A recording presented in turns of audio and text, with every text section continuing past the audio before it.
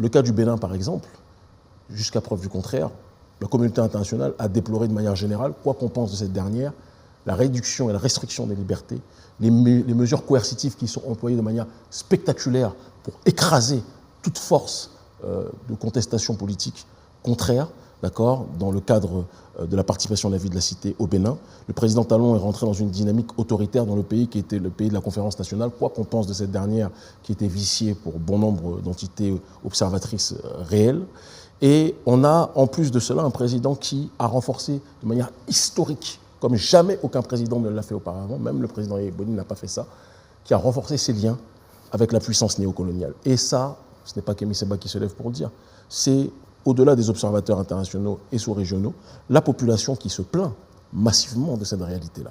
Maintenant, je vais revenir sur l'AES, parce que c'est quelque chose sur lequel je suis très sensible, et je comprends votre opinion entre les lignes qui consiste à dire que ça ne va pas, et que, selon vous, il y a un certain nombre de choses qui doivent être discutables. Tout est discutable. Je parle de factuel, oui, de choses factuelles. Non, le fait de l'un, j'étais avec le président dira peut-être autre chose. Donc le fait de l'un n'est pas toujours le fait de l'autre. Mais moi, je vais essayer de donner un regard aérien sur cette réalité avec une dynamique de recul. Il y a de toute évidence une restriction, clairement, de la liberté d'expression dans les pays de l'AES. Elle n'était déjà pas grande, disons la vérité, avant, oui. D'accord ? Mais il y a une différence. Et moi, cette différence m'interroge, m'intéresse, et je veux qu'on réfléchisse ensemble. Auparavant, sous Blaise Compaoré, qui dirigeait votre pays pendant des années, il n'y avait pas de liberté d'expression. Mais en plus, on avait un dirigeant qui bradait tout à l'oligarchie française, jusqu'à preuve du contraire. Il y a eu, par la suite, la chute de Blaise Compaoré, la prise de pouvoir par Kaboré, et Roch-Marc Kaboré, que je salue, et qui a donné un sursaut de liberté d'expression nouveau qui n'avait pas été reconnu pendant de nombreuses années. Mais le climat politique, social, sécuritaire s'est détérioré et la population du Faso s'est plaint du manque de poigne pour protéger le pays, pour aller vers l'offensive face à la montée d'un terrorisme qui était une arme sous proxy des autorités avec lesquelles le président Kaboré travaillait. Il y a eu Damiba, ça n'a pas plu à beaucoup de gens, vous le savez, et aujourd'hui il y a le président Traoré. Il y a des gens que je vois, que j'ai vus, qui se plaignent, peut-être comme vous en off, je ne sais pas, qui se plaignent du fait qu'il y a un recul drastique de la liberté d'expression. Et je veux qu'on parle de manière concrète. Je vais en Amérique du Sud voir nos populations afrodescendantes persécutées. Je vais aux Antilles. Je vais partout en Afrique. Votre président donne de la fierté à beaucoup de gens. Je veux que vous réfléchissiez sur ça.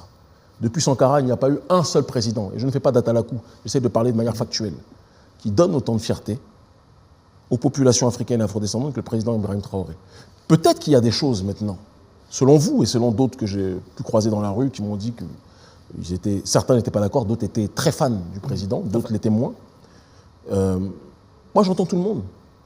Mais je retiens un adage qui dit « Certains essayent de cracher dans le puits pendant que d'autres essayent d'y prendre de l'eau. » Moi, je vois le verre à moitié plein, pas le verre à moitié vide. Votre pays est en guerre, comme la plupart de nos pays dans la sous-région. Et on a un président qui a décidé de couper le cordon de manière factuelle et viscérale face à la puissance coloniale. Et ça, je pense que rien que pour cela, on devrait être dans une démarche de l'encourager. Et s'il y a des choses que vous estimez, parce que ça c'est votre responsabilité, ce n'est pas la mienne, qui ne vont pas ou qui doivent mieux aller, ce n'est pas au moment où il est au front avec les autres qu'il faudra peut-être aller le voir et échanger pour ceux qui le peuvent avec lui. C'est mon point de vue, et je parle en tant que leader d'opinion panafricaine. Donc les opinions ne doivent plus être exprimées publiquement, ce non, que non, vous voulez non, dire, non, je pense que quand on a, autrement. Non, je dis que quand il y a un leader émancipateur, très clairement, quand on a un leader qui lutte contre le néocolonialisme, et ça me fait penser à Sankara. Je vais vous dire une chose, vous savez que Sankara, on a tendance à déifier aujourd'hui, le président Thomas Isidore Sankara, il aimait bien le débat contradictoire. Il aimait bien le débat, mais certains se plaignaient de son côté autoritaire. Et j'ai l'impression qu'on a tendance à l'avoir beaucoup oublié ici au Faso. Beaucoup de gens se plaignaient, on peut retrouver des articles, des coupures de presse encore, beaucoup de gens se plaignaient de son côté. Peut-être aussi que si on les avait écoutés, Sankara serait encore là. Je ne suis pas sûr. Peut-être qu'ils ont contribué à le fragiliser aussi, parce qu'à la fin de son mandat, avant qu'il soit assassiné, il disait qu'ils se sont incompris par son propre Tout peuple. à fait. Ça doit nous faire comprendre que même les plus grands leaders se sont sentis, au Faso y compris, incompris par leur propre peuple. Ça nous laisse comprendre que peut-être que ceux qui se plaignent du président Ibrahim Traoré se seraient peut-être plaints de Sankara hier. C'est peut-être aussi le devoir du leader de se faire comprendre. Ça, c'est à lui que vous devez parler. Je ne suis pas le président du Faso.